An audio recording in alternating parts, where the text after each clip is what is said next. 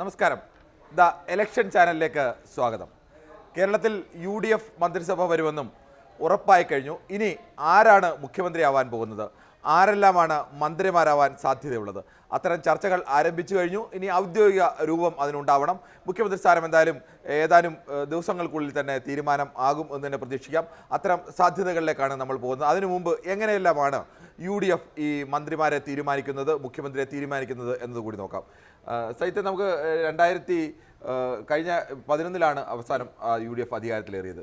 അന്ന് ഉമ്മൻചാണ്ടി ആയിരുന്നു മന്ത്രിസഭയിൽ ഉണ്ടായിരുന്നത്. അന്ന് ഉമ്മൻചാണ്ടി മന്ത്രിസഭയിൽ ഉണ്ടായിരുന്നെങ്കിൽ കോൺഗ്രസിന് അന്ന് 10+1 എന്ന് പറയുന്നത് മുഖ്യമന്ത്രിയുടെ സീറ്റാണ്. 5 മന്ത്രിമാരുണ്ടായിരുന്നത് മുസ്ലിം ലീഗിനാണ്. കേരള കോൺഗ്രസിനുണ്ടായിരുന്നത് 2 മന്ത്രിമാരാണ്. RSPക്ക് ഉണ്ടായിരുന്നത്, കേരള കോൺഗ്രസ് M ആയിരുന്നു, RSPക്ക് ഉണ്ടായിരുന്ന ഒരു മന്ത്രിയാണ്.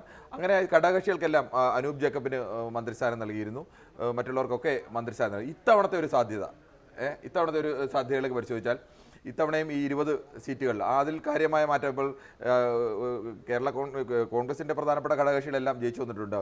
7 സീറ്റുമായി കേരള കോൺഗ്രസ് ഉണ്ട്, 3 സീറ്റുമായി RSP ഉണ്ട്, അനൂപ് ജേക്കബ് ജയിച്ചു വന്നിട്ടുണ്ട്, KK രമ ഉണ്ട്, G സുധാകരൻ മറ്റു ഭാഗത്ത് മന്ത്രിയാവുന്ന പ്രതീക്ഷിക്കുന്ന ഒരാൾ ജയിച്ചു വന്നിട്ടുണ്ട്, CP ജോൺ എന്തായാലും മന്ത്രിയാവുന്ന ഉറപ്പുള്ള ഒരാളാണ്, മാണി സി കാപ്പൻ. അപ്പോൾ ഇവർക്ക് എല്ലാവർക്കും കൂടി മന്ത്രിസ്ഥാനം കൊടുത്ത് കോൺഗ്രസിൻ്റെ 10 മന്ത്രിസ്ഥാനം എടുക്കുക എന്നുള്ളത് അസാധ്യം. കോൺഗ്രസിനെ കുഴയ്ക്കുന്ന പ്രശ്നം ഒരുപക്ഷെ ഘടകകക്ഷികളുടെ വലിപ്പച്ചെറുപ്പം നോക്കുമ്പോൾ പ്രധാനപ്പെട്ട വലിപ്പമൊന്നും ഇല്ലെങ്കിൽ കൂടിയും ചിലരൊക്കെ വലിയ കീ ഫാക്ടറാണ്. KK രമ പ്രധാനപ്പെട്ട മുഖമാണ്, CP ജോൺ ഒരാളേ ഉള്ളൂ പക്ഷേ പ്രധാനപ്പെട്ട ഒരു മുഖമാണ്. ഇങ്ങനെ മാണി സി കാപ്പൻ പാലയിൽ പോരടിച്ച് ജയിച്ചു വന്ന ആളാണ്. അപ്പോൾ ഇങ്ങനെയുള്ളവരെ എങ്ങനെ പരിഗണിക്കുമെന്നൊരു വിഷയം ഒരുപക്ഷെ എങ്ങനെ പൂർണ്ണമായ ഒരു മന്ത്രിസ്ഥാനം നൽകി കൊണ്ടുപോകുമോ, അതല്ല ടേം വ്യവസ്ഥയിൽ അത് പരിഹരിക്കാൻ ശ്രമിക്കുമോ, എന്തായിരിക്കും കോൺഗ്രസിൻ്റെ ആലോചന എന്നത് പ്രധാനമായിരിക്കും അല്ലേ? അത് ഏറ്റവും പ്രധാനമാണ്. കാരണം ഇതാണ്, മിനിമം 10+1 11 മന്ത്രിമാരെങ്കിലും കോൺഗ്രസ് ഉണ്ടാവണം. ലീഗിന് കഴിഞ്ഞ തവണ 5 മന്ത്രിമാരായിരുന്നു. ഇത്തവണയും കഴിഞ്ഞ തവണ 72 സീറ്റ് കിട്ടുമ്പോഴാണ് 20 പേർക്ക് 5, അതുകൊണ്ട് 3 അധികം സീറ്റ് കിട്ടിയെന്ന് വെച്ച് മന്ത്രിസ്ഥാനം കൂടാൻ സാധ്യത 5 മന്ത്രിമാർ തന്നെ ഉണ്ടാവാനാണ് സാധ്യതയുള്ളത് നിലവിലുള്ളത്. കേരള കോൺഗ്രസിന് ഒരു മന്ത്രിയായിരിക്കും, അവർ 2 മന്ത്രിസ്ഥാനം ചോദിക്കുന്നുണ്ട്. ചിലപ്പോൾ ഈ 1 എന്ന് പറയുന്നത് 2 മന്ത്രിമാരാക്ക് ഉയർന്നേക്കാം. RSPക്ക് എന്തായാലും 3 സീറ്റുള്ള RSPക്ക് ഒരു മന്ത്രി മാത്രമാണ് ഉള്ളത്. ഇനി പിന്നീടുള്ള സാധ്യത ഒന്ന് CP ജോണിന്. എന്തായാലും CP ജോണിനെ പോലൊരു നേതാവ് ഏറെ ദീർഘകാലം ഒരിക്കൽ പോലും അദ്ദേഹത്തിന് വിജയിക്കുന്ന ഒരു സീറ്റ് കൊടുക്കാൻ കഴിഞ്ഞിട്ടില്ല. അദ്ദേഹം മന്ത്രിയാവുമെന്ന് ഇവരെല്ലാവരും ഉറപ്പിച്ച് പറഞ്ഞിട്ടുള്ള CP ജോണിന് മിക്കവാറും 5 വർഷം തന്നെ മന്ത്രിസ്ഥാനം കിട്ടാൻ സാധ്യതയുണ്ട്. മറ്റൊന്ന് കഴിഞ്ഞ തവണ 5 വർഷം മന്ത്രിയായിരുന്ന അനൂപ് ജേക്കബും മറ്റൊന്ന് മന്ത്രിസ്ഥാനം വാഗ്ദാനം ചെയ്തിരിക്കുന്ന മാണി സി കാപ്പനുമാണ്.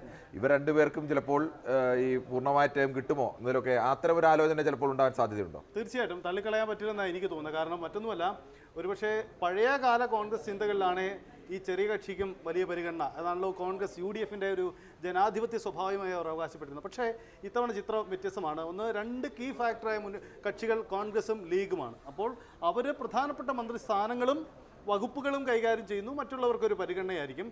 അപ്പോൾ അനൂപ് ജേക്കബ് ഇത്ര വലിയ മജോറിറ്റി നിൽക്കുമ്പോൾ ചെറിയ കക്ഷികളെ ഒരു ടേം വ്യവസ്ഥ കൊണ്ടുവന്നാലും അവരൊന്നും അല്ലാതെ പ്രായോഗികമാവില്ല എന്നൊരു വിഷയം കൂടിയുണ്ട് അതിനകത്ത്. ഇനി മറ്റൊന്ന് കാണേണ്ടത് G സുധാകരൻ്റെതാണ്. G സുധാകരന് മന്ത്രിസ്ഥാനം നൽകുമോ ഇല്ലയോ എന്നൊക്കെ അതൊരു പ്രധാനപ്പെട്ട, അതോ ഇനി അദ്ദേഹത്തിൻ്റെ സ്പീക്കറിലായി കൊണ്ടുവരുമോ, അതോ ഇനി അതല്ല ഭരണപരിഷ്കാര കമ്മീഷനോ അങ്ങനെ ഏതെങ്കിലും സ്ഥാനമായിരിക്കും നൽകുന്നത്. അതൊരു വലിയ ചോദ്യമായി ഇപ്പോഴും കോൺഗ്രസിന് മുന്നിൽ നിൽക്കുകയാണ്. മുഖ്യമന്ത്രി സ്ഥാനത്തിന് തീരുമാനമായാൽ മുഖ്യമന്ത്രി സ്ഥാനം മാറ്റി നിർത്തിയാൽ 23 കീ പൊസിഷനുകളുണ്ടല്ലേ? അതായത് 20 മന്ത്രിമാർ, speaker, deputy speaker, chief whip, cabinet പദവിയിലുള്ള ചീഫ് വിപ്പ്. എന്തായാലും ഇദ്ദേഹത്തെ കൊണ്ടുവരണമെങ്കിൽ സ്പീക്കർ സ്ഥാനത്തിലോ അല്ലെങ്കിൽ മന്ത്രിസ്ഥാനമോ കുറച്ചു പറ്റില്ല. മന്ത്രിസഭയിൽ ഇരിക്കാൻ സുധാകരൻ തയ്യാറാകുമോ കോൺഗ്രസുകാർക്കൊപ്പം എന്ന ഒരു പ്രധാനപ്പെട്ട വിഷയമുണ്ട് അല്ലേ? അതെന്തായാലും കോൺഗ്രസിൽ ഇനി സുധാകരൻ്റെ മനസ്സിൽ കൂടി അറിഞ്ഞ് തീരുമാനിക്കേണ്ട ഒന്നാണ്. എന്തായാലും G സുധാകരനെ അവഗണിക്കാൻ കോൺഗ്രസിനായില്ല. G സുധാകരൻ്റെ വരവ് കേരളത്തിലാകമാനം, അമ്പലപ്പുഴയിൽ മാത്രമല്ല കേരളത്തിലാകമാനം UDF വിജയത്തിൽ നിർണായകമായത്. ഇനി നമുക്ക് ഇവരുടെ കോൺഗ്രസിൻ്റെ മുഖ്യമന്ത്രി സാധ്യതകളിലേക്ക് ഒരിക്കൽ കൂടി പോകാം. ഇത് കേരളം മുഴുവൻ അറിയുന്നതാണ്. അതിന് പ്രത്യേകിച്ച് പറയാനുള്ള KC വേണുഗോപാൽ, VD സതീശൻ, രമേശ് ചെന്നിത്തല, ഇങ്ങനെ 3 പേരുടെ പേരുകളാണ് ഏറ്റവും സജീവമായിട്ടുള്ളത്. ആരുടെയെങ്കിലും പേരിന് മേൽക്കൈ ഉണ്ട് അല്ലെങ്കിൽ മറ്റൊരാൾ മോശമാണ് എന്നൊന്നും നമുക്ക് പറയാൻ കഴിയില്ല. 3 പേരും അങ്ങനെ തന്നെ നിൽക്കുകയാണ്. നിലവിൽ കോൺഗ്രസിൻ്റെ ഒരു രീതി, സാധാരണഗതിയിൽ കോൺഗ്രസ് തീരുമാനിക്കുന്നത് ഹൈക്കമാൻഡിൻ്റെ ഒരു തീരുമാനവും നിയമസഭാ കക്ഷി പാർലമെൻ്ററി പാർട്ടിയിലെ ഭൂരിപക്ഷം കോൺഗ്രസ് MLA മാർ ആരെ തുണയ്ക്കുന്നു എന്നുള്ളിടത്താണ് സാധാരണഗതിയിൽ തീരുമാനം വരുന്നത്. പക്ഷേ കഴിഞ്ഞ തവണ പ്രതിപക്ഷ നേതാവിനെ എടുത്ത സമയത്തൊക്കെ അതിൽ ചില ഹൈക്കമാൻഡ് താല്പര്യമനുസരിച്ച് ചില മാറ്റങ്ങൾ വരികയും VD സതീശൻ പ്രതിപക്ഷ സ്ഥാനത്തേക്ക് വരികയും ഒക്കെ ചെയ്തിട്ടുണ്ട്. അങ്ങനെയാണെങ്കിൽ നിലവിൽ വരുന്ന കണക്ക് വെച്ചാണെങ്കിൽ ഈ ജയിച്ച 2 MLA മാരെക്കാൾ കൂടുതൽ സാധ്യതയുള്ളത് കെ സി വേണുഗോപാലിനാണ്. കൂടുതൽ MLA മാർ പിന്തുണയ്ക്കുന്നത് കെ സി വേണുഗോപാലിനെയാണ്. ഈ ഒരു വലിയ വിജയത്തിൽ നിലവിൽ MLA പോലും അല്ലാത്ത ഒരാളിലേക്ക് കൊടുക്കുക പൊതുസമൂഹത്തിന് മുന്നിൽ ഈ വിജയത്തിൻ്റെ ശോഭ കെടുത്തുമോ എന്നൊരു വിഷയം യഥാർത്ഥത്തിൽ ഉണ്ടാവാം. എനിക്ക് തോന്നുന്നു KC എന്തായാലും ക്ലെയിമിന് വരില്ലെന്നൊരു തോന്നലുണ്ടാക്കിയെങ്കിലും ഇന്ന് രാവിലെ KCയുടെ വന്ന ചില പ്രസ്താവനകൾ അദ്ദേഹം ക്ലെയിം ഉന്നയിച്ചേക്കാമെന്ന സൂചനയുണ്ട്. ഇതിനിടയിലാണ് പുതിയ വാർത്തകൾ വരുന്നത്. MLA മാരുടെ എണ്ണം നോക്കണം, അവരുടെ അഭിപ്രായം അറിയണം, KC ക്യാമ്പ് നീക്കം തുടങ്ങി എന്ന വാർത്തകൾ കൂടി വരുന്നു. അപ്പോൾ KC ഒരു ക്ലെയിം ഉന്നയിക്കാനുള്ള സാധ്യത തള്ളിക്കളയാൻ പറ്റില്ലെന്ന് തന്നെയാണ്. സജിത്ത്, അതിനകത്ത് ഏറ്റവും പ്രധാനപ്പെട്ട വിഷയം ഈ തവണ തെരഞ്ഞെടുപ്പിനെ നയിക്കാൻ KC വേണുഗോപാൽ പൂർണ്ണമായും കേരളത്തിൽ തന്നെ ഉണ്ടായിരുന്നു. കേരളത്തിൽ ലോക്സഭാ തെരഞ്ഞെടുപ്പ് കാലത്ത് പോലും ഇത്ര ദിവസങ്ങളില്ലായിരുന്നു. ഈ നിയമസഭാ തെരഞ്ഞെടുപ്പിൽ പൂർണ്ണമായും നയിക്കാൻ കേരളത്തിലുണ്ടായിരുന്നു. കേരളത്തിൽ ഈ സ്ഥാനാർത്ഥി നിർണ്ണയത്തിൽ ഏറ്റവും കൂടുതൽ ഇടപെടൽ നടത്തിയതും അത് KC വേണുഗോപാൽ തന്നെയാണ്. മറ്റൊന്ന്, ഇവരെ ഈ കേരളത്തിലേക്കുള്ള തെരഞ്ഞെടുപ്പ് പ്രചരണത്തിനുള്ള ഫണ്ട് അടക്കം എത്തിച്ചതും ഘടകകക്ഷികളുമായി ഐക്യത്തോടു കൊണ്ടിൽ പ്രധാനപ്പെട്ട ഒരു ഘടകം KC വേണുഗോപാലുണ്ട്. അത് പക്ഷേ 5 കൊല്ലം ഈ ഇതിനെ നയിച്ചത് VD സതീശനാണ്. 5 വർഷം ഈ പിണറായി സർക്കാരിനെതിരെ ഒരു വലിയ വികാരമുണ്ടാക്കാനും പിണറായി സർക്കാരിനെതിരെ അല്ലെങ്കിൽ പിണറായിക്കെതിരെ സർക്കാരിനെതിരെയുള്ള വികാരമാണോ പിണറായിക്കെതിരെയുള്ള വികാരമാണോ എന്നൊക്കെ ചർച്ച നടക്കുന്നതിനിടയിൽ പിണറായിക്കെതിരെ ഒരു വികാരം സൃഷ്ടിക്കുന്നതിൽ ഏറ്റവും പ്രധാനപ്പെട്ട ആൾ അത് VD സതീശനാണ് എന്നതിൽ സംശയമില്ല. മറ്റൊന്ന് രമേശ് ചെന്നിത്തലയാണ്. രമേശ് ചെന്നിത്തല ഈ രണ്ടുപേരുടെയും നേതാവായിരുന്നു. ഈ രണ്ടുപേരും, ഒരാൾ 61കാരനും ഒരാൾ 63കാരനുമാണെങ്കിൽ 69കാരനായ രമേശ് ചെന്നിത്തല 40ാമത്തെ വയസ്സിൽ കേരളത്തിൽ മന്ത്രിയായതാണ്. പിന്നീട് അദ്ദേഹത്തിന് മന്ത്രിയാവാൻ കഴിഞ്ഞ തവണത്തെ ആഭ്യന്തര വകുപ്പിന് വരെ കാത്തിരിക്കേണ്ടി വന്നു. ഒരു ചെറിയ ടൈം മാത്രം.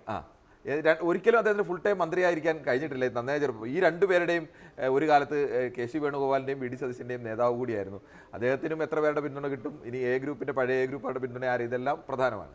എന്തായാലും ഈ തരത്തിലുള്ള ഗ്രൂപ്പ് വൈസുള്ള വീതം കണക്കെടുപ്പ് അത്തരം സാധ്യതകളിലേക്കൊക്കെ കോൺഗ്രസ് എത്ര കണ്ട് കടന്നു പോകാനുള്ള ഇതുണ്ട്. കാരണം ഇത്ര വലിയ യഥാർത്ഥത്തിൽ VD സതീശൻ നയിച്ച പിണറായിസത്തെ ചോദ്യം ചെയ്യുന്ന സർക്കാരിന് വിരുദ്ധ മുദ്രാവാക്യങ്ങൾക്കെല്ലാം കിട്ടിയ ഒരു അംഗീകാരമല്ലേ ഈ മാൻഡേറ്റ്.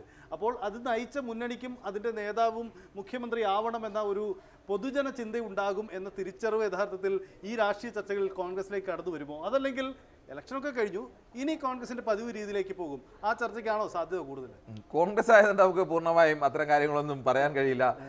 സാധാരണ ആളുകൾക്ക് ആയിരിക്കും പരാജയം. എനിക്ക് തോന്നുന്നു ഈ തെരഞ്ഞെടുപ്പ്, ഈ നിയമസഭാ തെരഞ്ഞെടുപ്പിൽ ആയിരിക്കും, അല്ലെങ്കിൽ കഴിഞ്ഞ ലോക്സഭാ തെരഞ്ഞെടുപ്പിലൊക്കെ ആയിരിക്കും കോൺഗ്രസിൽ അവസരങ്ങളില്ലാതെ കോൺഗ്രസ് ഒരു പോരാട്ടത്തിനെ നേരിട്ടത്. അതിനു മുമ്പ് നടന്ന കഴിഞ്ഞ നിയമസഭാ തെരഞ്ഞെടുപ്പിലടക്കം പരസ്യമായ അവസരങ്ങൾ ഒരുപാട് ഉയർന്നു, പരസ്യമായ നേതാക്കളുടെ പ്രസ്താവനകൾ ഉയർന്നു. അതെല്ലാം ഇത് 10 വർഷം പുറത്തു നിന്നപ്പോൾ ഇനി എങ്ങനെയും അധികാരത്തിൽ വരാൻ വേണ്ടിയുള്ള പരിശ്രമമായിരുന്നു. പക്ഷേ ഇപ്പോൾ അധികാരത്തിൽ വന്നു കഴിഞ്ഞപ്പോൾ ഇനി കോൺഗ്രസിൻ്റെ പരമ്പരാഗതമായ കോൺഗ്രസിൻ്റെ രീതി ഇതിലൊക്കെ തർക്കങ്ങൾ ഉണ്ടാക്കുക, അതിലേക്ക് പോകാൻ സാധ്യത ഇല്ല എന്ന് നമുക്ക് പറയാനാവില്ല. അപ്പം ഈ രമേശ് ചെന്നിത്തലയുടെ സാധ്യത ഇതിനിടയിൽ കടന്നു വരാൻ കാരണം, ഒരാൾ മുന്നണിയെ നയിച്ച വ്യക്തിയാണ്, ഒരാൾ ഹൈക്കമാൻഡൊക്കെ പിന്തുണയുള്ള ഇതിനെല്ലാം തന്ത്രം മെനഞ്ഞ വ്യക്തിയാണ്, മറ്റൊരാൾ കഴിഞ്ഞ തവണ അവഗണിക്കപ്പെട്ട വ്യക്തി എന്നൊരു ഇമേജ് ഉള്ള വ്യക്തിയാണ്. ഇതിൽ രമേശിന്റെ സാധ്യത എത്രമാത്രമായിരിക്കും? സഹിත എനിക്ക് തോന്നുന്നു രമേശ് ഏറ്റവും സീനിയർ നേതാവ് രമേശ് ചെന്നിത്തലയാണ്. ഞാൻ നേരത്തെ പറഞ്ഞില്ല, ഈ രണ്ടുപേരുടെയും നേതാവും കൂടി രമേശ് ചെന്നിത്തലയായിരുന്നു. മറ്റേ രമേശിൻ്റെ ഒരു പോസിറ്റീവ് വശം, രമേശ് പരമ്പരാഗത കോൺഗ്രസ്സുകാരനാണ്. കേരളത്തിലെ എല്ലാ സമുദായ സംഘടനകളുമായും എല്ലാ വിഭാഗങ്ങളുമായും അവരെയൊക്കെ കൂട്ടിയോജിപ്പിക്കാനും അവരുമായിട്ടൊക്കെ ഒരു സമവായത്തിൽ പോകുന്ന ഒരു പഴയ കോൺഗ്രസ് ശൈലി ഇപ്പോഴും സൂക്ഷിക്കുന്ന ഒരാളാണ്. ഇപ്പോഴത്തെ സമവാക്യം, കഴിഞ്ഞ തവണ പരാജയം ഉണ്ടായിരുന്നില്ലെങ്കിൽ 100% കേരളത്തിൻ്റെ മുഖ്യമന്ത്രി ആവേണ്ട ആൾ അപ്രതീക്ഷിതമായ ഒരു പരാജയം UDF ഉണ്ടായില്ലെങ്കിൽ രമേശ് ചെന്നിത്തല, അവിടെ ചോദ്യം ആരുടെയും ഇല്ലായിരുന്നു. അന്ന് VD സതീശൻ്റെയോ KC വേണുഗോപാലിൻ്റെ പേര് പോലും കടന്നു വന്നിട്ടില്ലായിരുന്നു. ആ ക്ലെയിം എല്ലാം രമേശിനുണ്ട്. ഈ കൂട്ടത്തിൽ സീനിയർ ഞാനല്ലേ എന്നുള്ള സീനിയോറിറ്റിയുടെ ക്ലെയിമുണ്ട്. പാർട്ടി 5 വർഷം പ്രതിപക്ഷ നേതാവെന്നല്ലെങ്കിൽ അദ്ദേഹത്തിന് എന്തെങ്കിലും കുഴപ്പം കൊണ്ടല്ല പരാജയപ്പെട്ടത്. ആ ക്ലെയിമും അദ്ദേഹത്തിനുണ്ട്. ക്ലെയിം ഉണ്ട് എന്നതിനപ്പുറത്തേക്ക് ഇതാരാവും എന്നുള്ളത് തീരുമാനിക്കേണ്ടത് ഹൈക്കമാൻഡിൻ്റെ നിലപാടും ഈ ഭൂരിപക്ഷ MLA നിലപാടും. ഇതിലെ ഒരു കൗതുകം, കോൺഗ്രസിൽ നിയതമായ രീതികൾ മുഖ്യമന്ത്രി തെരഞ്ഞെടുപ്പിലുണ്ട് എന്നതാണ് KCയുടെയൊക്കെ വാദം. പക്ഷേ നിയതമായ രീതിക്ക് ആ വഴി നിൽക്കട്ടെ, തീരുമാനമെടുക്കേണ്ട ഹൈക്കമാൻഡ്, ആ ഹൈക്കമാൻഡിന്റെ ഭാഗം തന്നെയല്ലേ KC വേണുഗോപാൽ എന്നൊരു ചോദ്യമുണ്ട്. അപ്പോൾ ഹൈക്കമാൻഡ് തന്നെയാണ്. അപ്പോൾ ഇനി അതിനുമപ്പുറം ചിന്തിക്കാം, കോൺഗ്രസ് അധ്യക്ഷനോ അല്ലെ രാഹുൽ ഗാന്ധിയോ തീരുമാനം പറയട്ടെ എന്ന് വെക്കാം. പക്ഷേ അവരിൽ സ്വാധീനം ചെലുത്താൻ KCക്കല്ലേ കഴിയുക എന്നൊരു ചോദ്യമുണ്ട്. അപ്പോൾ ഈ മുഖ്യമന്ത്രി തീരുമാനം ഒരു കുഴയ്ക്കുന്ന വിഷയമായി മാറാനാണോ സാധ്യത? അത് കോൺഗ്രസിനെ സംബന്ധിച്ച് ഇതിൽ ആര് മുഖ്യമന്ത്രിയായി തീരുമാനിച്ചാലും കോൺഗ്രസിന് ആ തീരുമാനമെടുക്കൽ എളുപ്പമാവില്ല. കാരണം കൂടുതൽ MLA-മാരുടെ പിന്തുണയുള്ളത് KC വേണുഗോപാലിനാണ്. കേരളത്തിൻ്റെ പ്രതിപക്ഷ നേതാവായി കഴിഞ്ഞ 5 കൊല്ലം ഈ പാർട്ടിയെ നയിച്ചത്, അഗ്രസീവായി നയിച്ചത്. അതിൻ്റെ ക്രെഡിറ്റ് ഉള്ള ആൾ 100 മേൽ എത്തിക്കുമെന്ന് പറഞ്ഞപ്പോൾ എത്തിച്ച ക്രെഡിറ്റ് ഉള്ളത് VD സതീശനാണ്. കോൺഗ്രസ് ഒരു ഐക്യമുന്നണി സർക്കാരിൽ VD സതീശൻ കേരളത്തിലെ സമുദായ നേതാക്കളുമായിട്ടൊക്കെ അകലം പാലിക്കുന്ന, അത് ഇടതുപക്ഷത്തെ നേതാക്കളൊക്കെ അങ്ങനെ ചെയ്തിട്ടുണ്ട്. പക്ഷേ കോൺഗ്രസിൽ അങ്ങനെ ഒരു നേതാവ് VD സതീശൻ മാത്രമാണ്. രമേശ് ചെന്നിത്തല പരമ്പരാഗതമായ കോൺഗ്രസിൻ്റെ രീതിയിൽ എങ്ങനെയാണോ ഇതിനെ സമവായത്തിലൂടെ എല്ലാ കാര്യങ്ങളും കൈകാര്യം ചെയ്തുകൊണ്ട് പോകുക, അഗ്രസീവായ ഒരു നിലപാട് സ്വീകരിക്കാതെ നിൽക്കുക, അങ്ങനെ കഴിയുന്ന ഒരു നേതാവാണ്. എന്തായാലും ഈ ടീം വിജയത്തിന് പറ്റുന്ന ടീമാണ്. പക്ഷേ ഇതിൽ ആര് ക്യാപ്റ്റൻ ആവണം എന്നുള്ളത് കോൺഗ്രസിനെ സംബന്ധിച്ച് ഏറ്റവും കുഴയ്ക്കുന്ന ചോദ്യമാണ്. അതാണ് പ്രധാനപ്പെട്ട കാര്യം. എന്തായാലും ഈ മുഖ്യമന്ത്രി സ്ഥാനം സംബന്ധിച്ച് ഘടകകക്ഷികൾ എന്തു പറയുന്നു, പ്രത്യേകിച്ച് ലീഗിൻ്റെ മനസ്സ് അറിയാൻ ഇവർ ശ്രമിച്ചേക്കും. ഇതിൽ ഘടകകക്ഷികൾ ഒരു കീ ഫാക്ടർ ആയാൽ ലീഗ് അടക്കമുള്ളവർ സതീശനിലേക്ക് തന്നെയല്ലേ പോകുള്ളൂ, അതിൻ്റെ ചാൻസ്? സജിത്ത്, ഇതിനകത്ത് ഘടകകക്ഷികൾ ഒരു കീ ഫാക്ടർ ആവില്ല എന്നുള്ളതാണ്. കോൺഗ്രസിൻ്റെ ഇതുവരെ കോൺഗ്രസിൻ്റെ മുഖ്യമന്ത്രിയെ മാറ്റാൻ വേണ്ടിയുള്ള ശ്രമത്തിൽ ഉമ്മൻചാണ്ടിയും ആൻ്റണിയും അതിന് മുമ്പ് ആൻ്റണി കരുണാകരൻ്റെ മറ്റ് ഘട്ടത്തിലൊക്കെ അത്തരം ഇടപെടലുകൾ ഉണ്ടായിട്ടുണ്ട്. പക്ഷേ ഇപ്പോൾ അങ്ങനെ ഭൂരിപക്ഷം വ്യക്തമായ മേൽക്കൈ കോൺഗ്രസിലുണ്ട്. ഇവിടെ കോൺഗ്രസ് ഘടകകക്ഷികളോട് അഭിപ്രായം തോന്നി ഞങ്ങളിൽ ആരാവണം എന്നുള്ളൊരു അഭിപ്രായം ചോദിക്കില്ല എന്നുള്ളതാണ്. അവിടെ ചോദിക്കേണ്ട കാര്യം കോൺഗ്രസിനില്ല, അത് കോൺഗ്രസ് ചെയ്യുകയുമില്ല. ഇനി എന്തെല്ലാം തർക്കമുണ്ടായാലും ഇവർ മറ്റേ ഏതെങ്കിലും ഒരു ഘടകകക്ഷി പരസ്യമായി വന്ന് ലീഗ് വന്ന് പരസ്യമായി ഇതിൽ ആരായാലും ഞങ്ങൾക്ക് പറ്റില്ല എന്നൊരു നിലപാട് ശരിയല്ല. ഇവർ 3 പേരോട് ഇവർക്ക് ചില താല്പര്യങ്ങൾ സതീശനോട് സ്വാഭാവികമായിട്ടും കാണും. 5 വർഷം പ്രതിപക്ഷ നേതാവായിരുന്ന ആളാണ്. പക്ഷേ അവരങ്ങനെ അഭിപ്രായം ഔദ്യോഗികമായി പറയില്ല. അതുകൊണ്ട് ഘടകകക്ഷികളുടെ നിലപാട് ഏതെങ്കിലും തരത്തിൽ നിർണായകമാകും എന്ന് എനിക്ക് തോന്നുന്നില്ല. സാമുദായിക ഇക്വേഷൻസ് ആണല്ലോ അടുത്ത പ്രധാനപ്പെട്ട രീതി. അത് മുഖ്യമന്ത്രി തെരഞ്ഞെടുപ്പിലും മന്ത്രിമാരെ നിശ്ചയിക്കുന്നതിലും ഫാക്ടറാവും അല്ലേ, അത് ഉറപ്പിക്കാം. അതെ, സാമുദായിക ഇക്വേഷൻ നോക്കിയാൽ കോൺഗ്രസിൽ ഒരു കാര്യമാണ്, നായർ വിഭാഗത്തിൽ നിന്നൊരാൾ മുഖ്യമന്ത്രി ആവുമെന്ന് ആർക്കും ഉറപ്പിച്ച് പറയാൻ കഴിയും. കാരണം ഈ 3 പേരിൽ ഒരാൾ മാത്രമേ എന്തായാലും മുഖ്യമന്ത്രി ആവത്തുള്ളൂ. അത് സ്വാഭാവികമായും മന്ത്രിമാരെ നിശ്ചയിക്കുമ്പോൾ അവിടെയും കോൺഗ്രസിന് ഏറ്റവും തലവേദന. നമുക്ക് മന്ത്രിമാരുടെ രീതിയിലേക്ക് പോകേണ്ടതുണ്ട്. ഞാൻ അതിനു മുമ്പ് ഒരു കാര്യം ചോദിക്കട്ടെ, മുഖ്യമന്ത്രി ഹിന്ദു നായരായി കഴിഞ്ഞാൽ KPCC അധ്യക്ഷൻ ഒരു ക്രിസ്ത്യൻ തന്നെ ആയിരിക്കുമോ? അത് ആ തീരുമാനം കൂടി ഇതിനോട് ചേർന്നെടുത്ത് പോകേണ്ടി വരില്ലേ? സജിത്ത്, അത് ഏറ്റവും പ്രധാനപ്പെട്ട ചോദ്യമാണ്. കോൺഗ്രസിൽ പലപ്പോഴും തീരുമാനങ്ങൾ എടുക്കുന്നത് അത്യാവശ്യം ജാതി സമവാക്യങ്ങളൊക്കെ പരിഗണിച്ചും അങ്ങനെ എല്ലാ തീരുമാനങ്ങളും അങ്ങനെയാണെന്നല്ല, ജാതി സമവാക്യങ്ങൾക്ക് അപ്പുറം തീരുമാനങ്ങൾ വന്നിട്ടുണ്ട്. പക്ഷേ പൊതുവെ ഏതെങ്കിലും ഒരു ജാതിയെ അല്ലെങ്കിൽ ഒരു സമുദായത്തെ അവഗണിച്ച് കളയുക എന്നൊരു രീതി കോൺഗ്രസില്ല. അതിനൊക്കെ നേരത്തെയൊക്കെ ആണെങ്കിൽ സ്ഥാനാർത്ഥി നിർണ്ണയത്തിൽ പോലും ഈഴവ ഇത്ര വേണം, നായർ ഇത്ര വേണം, OBC ഇത്ര വേണം, ലത്തീൻ കത്തോലിക്ക ഇത്ര വേണം, ഓർത്തഡോക്സ് ഇത്ര വേണം എന്നൊക്കെ വലിയ കണക്കൊക്കെ ഉണ്ടായിരുന്നു. പക്ഷേ അതിൽ നിന്നൊക്കെ പാർട്ടി ഒരുപാട് മാറിയിട്ടുണ്ട്. പക്ഷേ പൂർണ്ണമായും തള്ളിക്കളഞ്ഞുകൊണ്ട് തീരുമാനം ഒരു കാരണവശാലും എടുക്കില്ല. കാരണം ഒരു വിഭാഗത്തിന് മാത്രമായി എല്ലാം ഒരു അധികാരം മുഴുവൻ കൈവെക്കുക, മറ്റുള്ളവർക്ക് കൊടുക്കാതിരിക്കുക, ആ ഒരു രീതി കോൺഗ്രസിനില്ല. അത് കോൺഗ്രസ് എല്ലാ കാലത്തും തുടരുന്ന രീതിയാണ്. എന്തിന് CPM പോലും ഇടതുപക്ഷ മുന്നണി മന്ത്രിസഭ സർക്കാരുകൾ ഉണ്ടാക്കുമ്പോഴും അങ്ങനത്തെ രീതികളൊക്കെ അവർ പോലും തുടരുന്നുണ്ട്. മുമ്പ് മറിച്ച് തീരുമാനമൊക്കെ എടുത്തിട്ടുണ്ട്. പക്ഷേ ഇപ്പോൾ അവരും ആ തരമൊക്കെ പ്രത്യക്ഷത്തിൽ പറയുന്നില്ലെങ്കിലും ആ ഒരു പരിഗണന, ഒരാളെ തള്ളിക്കളയാൻ കഴിയില്ല. കോൺഗ്രസിനൊപ്പം നിന്നൊരു വിഭാഗം, ആ വിഭാഗത്തെ പൂർണ്ണമായും തള്ളിക്കളഞ്ഞുകൊണ്ട് ഒരു തീരുമാനം എടുക്കുക എന്ന് പറയുന്നത് അസാധ്യമാണ്. അതാണ് കോൺഗ്രസിനെ കുഴയ്ക്കാൻ പോകുന്ന പ്രധാനപ്പെട്ട വിഷയം. നമുക്ക് ഈ മന്ത്രി സാധ്യതയിലേക്ക് പോകേണ്ടതുണ്ട്. മന്ത്രി സാധ്യതയിലേക്ക് പോയാൽ കഴിഞ്ഞ തവണ ഉണ്ടായിരുന്നത് 2011 ഉമ്മൻചാണ്ടി മന്ത്രിസഭയിൽ ഉണ്ടായിരുന്നത് 3 നായർ വിഭാഗത്തിൽ നിന്ന് 3 മന്ത്രിമാർ, ഈഴവ വിഭാഗത്തിൽ നിന്ന് 2 പേർ, OBC ഒരാൾ, ക്രിസ്ത്യൻ വിഭാഗത്തിൽ നിന്ന് ഒരാൾ, SC/ST വിഭാഗത്തിൽ നിന്ന് രണ്ട് വിഭാഗത്തിൽ നിന്ന് ഓരോ ആളുകൾ. ആദ്യമായിട്ടാണ് കേരളത്തിൽ ഒരു ST വിഭാഗത്തിൽ നിന്ന് സോണിയാഗാന്ധിയുടെ നിർദ്ദേശപ്രകാരം PK ജയലക്ഷ്മി മന്ത്രിസ്ഥാനത്തേക്ക് പരിഗണിക്കുന്നത്. മുസ്ലിം വിഭാഗത്തിൽ നിന്ന് ഒരാൾ. അതായിരുന്നു ഇതിൻ്റെ കാരണം. മുസ്ലിം വിഭാഗത്തിൽ നിന്ന് ലീഗിൻ്റെ 4 മന്ത്രിമാർ അന്ന് ആദ്യം, പിന്നീട് 5 മന്ത്രിമാരായ 5 മന്ത്രിമാരും മുസ്ലിം വിഭാഗത്തിൽ നിന്നുള്ള ആളാണ്. ഘടകകക്ഷി അന്ന് പ്രധാനപ്പെട്ട ഘടകകക്ഷി കോൺഗ്രസിൻ്റെ കേരള കോൺഗ്രസ് ആണ്. കേരള കോൺഗ്രസ് M ആയിരുന്നു അന്ന്. M-ൽ നിന്ന് വരുന്നത് കൂടുതൽ ക്രിസ്ത്യൻ വിഭാഗത്തിലുള്ള മന്ത്രിമാരാണ്. സ്വാഭാവികമായും മന്ത്രിസഭയുടെ ആകെ ഒരു സമതുലം നോക്കുമ്പോൾ ജില്ലകളുടെ നോക്കണം, മധ്യ കേരളം, മലബാർ എന്നുള്ള ഒരു പരിഗണന നോക്കണം, ഈ സമുദായ സമവാക്യങ്ങളോട് നോക്കേണ്ടി വരും. അപ്പം ഈ ഒരു കാര്യം കൂടി, ഈ മുമ്പ് കഴിഞ്ഞ VS അച്യുതാനന്ദൻ മിനിസ്ട്രിയിലും ഉമ്മൻചാണ്ടി മിനിസ്ട്രിയുടെ അവസാന കാലത്ത് ഉണ്ടായതുപോലെ മുഖ്യമന്ത്രി തന്നെ ആഭ്യന്തരം കൈകാര്യം ചെയ്യണമെന്ന് ഇത്തവണ ഉറപ്പില്ല അല്ലേ? കാരണം ഒരാൾക്ക് മുഖ്യമന്ത്രി സ്ഥാനം കൊടുക്കുമ്പോൾ മറ്റേയാളെയും കൂടി ഉൾപ്പെടുത്തുന്ന ഒരു കീ പൊസിഷൻ കാത്തുവെക്കേണ്ടി വരില്ലേ? അത് ഏറ്റവും പ്രധാനമാണ് സൈത്ത്. എന്നുവെച്ചാൽ ആഭ്യന്തരമന്ത്രി ആയിരുന്നു രമേശ് ചെന്നിത്തല. അപ്പോൾ രമേശ് ചെന്നിത്തല മുഖ്യമന്ത്രി ആയില്ലെങ്കിൽ രമേശ് ചെന്നിത്തലയ്ക്ക് ആഭ്യന്തരത്തിൽ കുറഞ്ഞൊരു വകുപ്പ് കൊടുക്കുക എന്ന് പറയുന്നത് പ്രയാസമാണ്. VD സതീശൻ പ്രതിപക്ഷ നേതാവായിരുന്ന ആളാണ്. ഇനി മുഖ്യമന്ത്രി ആയില്ലെങ്കിൽ VD സതീശന് ധനവകുപ്പോ അല്ലെങ്കിൽ ആഭ്യന്തര വകുപ്പോ അങ്ങനെ ഏതെങ്കിലും ഒരു പ്രധാന വകുപ്പ് കൊടുക്കണം. എന്തായാലും രമേശ് ചെന്നിത്തലയും VD സതീശനെയും സ്വാഭാവികമായും കോൺഗ്രസിന് ഇപ്പോൾ ഇനി KC വേണുഗോപാൽ മുഖ്യമന്ത്രി ആയാലും ഈ 2 പേരിൽ ഒരാൾ മുഖ്യമന്ത്രി ആയാലും KC വേണുഗോപാൽ മുഖ്യമന്ത്രി ആയാലും ഈ 2 പേർ കൂടെയുണ്ട്. അതല്ല ഇതിൽ 2 പേരിൽ ഒരാളായാലും ഇവർ 2 പേരും എന്തായാലും മന്ത്രിസ്ഥാനത്തോ മുഖ്യമന്ത്രി സ്ഥാനത്തോ ഉണ്ട്. അല്ലെങ്കിൽ ഒരാൾ മാറിക്കണം, ഞാൻ പിണങ്ങി മാറി നിൽക്കണം, ഞാൻ വിലപേശി അല്ലെങ്കിൽ ഞാൻ മുഖ്യമന്ത്രി ആയില്ലെങ്കിൽ അതിന് കൂടുതൽ സാധ്യതയുള്ളത് സതീശൻ്റെ ഭാഗത്തു നിന്നാണ്. അത്ര ഒരു നിലപാടിനൊക്കെ സാധ്യതയുള്ളത്. മാറി നിന്നില്ല എങ്കിൽ സ്വാഭാവിക തീരുമാനമാണ് ഉണ്ടാകുന്നത്. സതീശൻ ഒരിക്കൽ മാറി നിന്നതാണ്. മന്ത്രിസ്ഥാനത്തേക്ക് ഹൈക്കമാൻഡ് അംഗീകരിച്ച് ഇട്ട ലിസ്റ്റിനകത്ത് സ്പീക്കർ സ്ഥാനത്തേക്ക് സതീശൻ്റെ പേരുണ്ടായിരുന്നത്. സതീശൻ പറ്റില്ല എന്ന് പറഞ്ഞ് മാറി നിൽക്കുകയും അവസാനം അത് ജി കാർത്തികേയനിലേക്ക് എത്തിച്ചേരുകയും ഒക്കെ ചെയ്ത കഥ 2011 കണ്ടാണ്. അന്നും സോണിയാഗാന്ധി അംഗീകരിച്ച പേരുണ്ടായിരുന്ന ഒരാളാണ് സതീശൻ. അന്ന് മന്ത്രിയാക്കിയില്ല എന്നതിൻ്റെ പേരിലാണ് സതീശൻ മാറിയുന്നത്. ഇത്തവണ അങ്ങനെ ചെയ്യുമോ ഇല്ലയോ എന്നൊന്നും നമുക്ക് തൽക്കാലം ഇപ്പോൾ പറയാനാവില്ല. മന്ത്രിമാരുടെ ബാക്കി സാധ്യതകളിലേക്ക് കൂടി നമുക്ക് പോയാൽ, കെ മുരളീധരൻ, PC വിശ്വനാഥ്, തിരുവഞ്ചൂർ രാധാകൃഷ്ണൻ, ഈ മന്ത്രിസഭയിൽ ഉറപ്പിക്കാവുന്ന 3 പേരുകാർ ഇവർ തന്നെയുണ്ടാവും അല്ലേ? സഹിത ഇതിനും ഒരു പ്രധാനപ്പെട്ട തടസ്സമുണ്ട്. നമ്മൾ നേരത്തെ പറഞ്ഞതുപോലെ ഈ 3 പേര് ഇത് 3 പേരും ഒരേ വിഭാഗത്തിൽപ്പെടുന്ന ആളുകളാണ്. ഇത് തിരുവനന്തപുരം, ഇത് കൊല്ലം, ഇത് കോട്ടയം. 3 പേരും ഈ മധ്യ കേരളത്തിന് എറണാകുളത്തിന് ഇപ്പുറം നിൽക്കുന്ന 3 പേരാണ്. മറ്റൊന്ന് 2 പേരുള്ള ഒരാൾ രമേശ് ചെന്നിത്തലയും ഒന്ന് വി ഡി സതീശനുമാണ്. അങ്ങനെയാണെങ്കിൽ പോലും വി ഡി സതീശൻ പോലും പറവൂർ എറണാകുളം വരെയുള്ള പ്രാതിനിധ്യം മാത്രമേ ഉള്ളൂ. അങ്ങനെ ഒരു വിഷയം. അതിൽ ഈ 5 പേരെ 5 നായർ വിഭാഗത്തിൽ നിന്ന് 5 പേരെ ഉൾപ്പെടുത്തുക എന്ന് പറഞ്ഞാൽ ഇതിനകത്ത് ആർക്കും ചെറിയ വകുപ്പ് കൊടുക്കാൻ കഴിയുന്ന ആളാണ്. തിരുവഞ്ചൂരും നേരത്തെ ആഭ്യന്തര വകുപ്പ് കൈകാര്യം ചെയ്യുന്ന മന്ത്രിയായിരുന്നു. വേണമെങ്കിൽ PC വിശ്വനാഥ് മാത്രമാണ് ഇക്കാര്യത്തിലൊരു ജൂനിയർ എന്ന് പറയാവുന്നത്. കെ മുരളീധരൻ KPCC അധ്യക്ഷനായിരുന്നു. ഒരിക്കൽ മന്ത്രിയായി നിന്ന് മന്ത്രി തുടരാൻ കഴിഞ്ഞില്ല. ഉപതെരഞ്ഞെടുപ്പിൽ പരാജയപ്പെട്ട ആളാണ്. ഉപതെരഞ്ഞെടുപ്പല്ല, മന്ത്രിയാവാനുള്ള തെരഞ്ഞെടുപ്പിൽ പരാജയപ്പെട്ട ആളാണ്. അങ്ങനെ വരുമ്പോൾ സ്വാഭാവികമായും കോൺഗ്രസിൻ്റെ ഏറ്റവും വലിയ വെല്ലുവിളി ഈ 5 പേർ കൂടി മന്ത്രിസ്ഥാനം കൊടുക്കാൻ കഴിയില്ല. ഇതിനകത്ത് ആരെയെങ്കിലും 1-2 പേരെ, ഇനി KC കൂടി വന്നു കഴിഞ്ഞാൽ ഇതിൽ 2 പേരെ ഒഴിവാക്കേണ്ടി വരും. അതായത് KC മുഖ്യമന്ത്രി സ്ഥാനത്തേക്ക് വന്നാൽ രമേശ് ചെന്നിത്തല ഒപ്പം വി ഡി സതീശൻ, പുറമെ ഈ 3 പേരുകാർ. അപ്പൊ 5 പേര് ഫില്ല് ചെയ്ത് കഴിഞ്ഞു. അല്ല, 6 പേരായി. KC, Ramesh Chennithala, V D Satheesan, K Muraleedharan, PC Vishwanath, Thiruvanchoor Radhakrishnan. 6 പേരെ എന്തായാലും എടുക്കാൻ കഴിയില്ല. ഉൾപ്പെടെയുള്ള 11 ഒഴിവിലേക്ക് 6 പേരെ എടുക്കാൻ കഴിയില്ല.